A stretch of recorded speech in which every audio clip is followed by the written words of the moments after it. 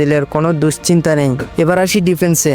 Right back position নিয়ে ভক্তদের মধ্যে অনেক আলোচনায় চলছে। ওয়েসলি এবং ভ্যান্ডারসন দুজনেই ইনজুরি থেকে ফিরেছেন এবং দুজনেই দলে ডাক পাওয়ার সম্ভাবনায় রয়েছেন। ব্রাজিলের ডান পাশটা সবসময় দ্রুত গতির খেলোয়াড়দের জন্য পরিচিত, আর এই দুজন ফিরলে আক্রমণ এবং ডিফেন্স দুটো দিকেই বাড়তি শক্তি থাকবে ব্রাজিলের। লেফট ব্যাক পজিশনে সম্ভবত আমরা দেখতে পাবো ডগলাস সান্তোস এবং কায়ো হেনরিককে। তারা দুজনেই খুব ধারাবাহিকভাবে পারফরমেন্স দেখাচ্ছেন। সেন্টার ব্যাক পজিশনে ব্রাজিল আসলেই ভরপুর। এবারও দেখা যেতে পারে এডার মিলিতাও, গ্যাব্রিয়েল মাগালেস, মার্কুইনহোস এবং ব্রেমারকে। মিলিতাও ইনজুরি কাটিয়ে দলে ফিরেছেন, আর মার্কুইনহোস জুটিটা প্রায় ব্রাজিলের ডিফেন্সের মেরুদণ্ড হয়ে গেছে। আর ব্রেমার থাকলে স্কোয়াডের থাকবে একটা বাড়তি স্থিতিশীলতা। এবার আসি মিডফিল্ডে। প্রথমেই বলা যায় জোয়েলিংটন ইনজুরি থেকে ফিরেছেন এবং এবার তার নাম নিশ্চিতভাবেই বিবেচনায় থাকবে। তার সঙ্গে ক্যাসিমিরো, যিনি মাঠে একাই ডিফেন্সকে সুরক্ষিত রাখতে পারেন। ব্রুনো গিমারেস, যিনি নিউক্যাসলের হয়ে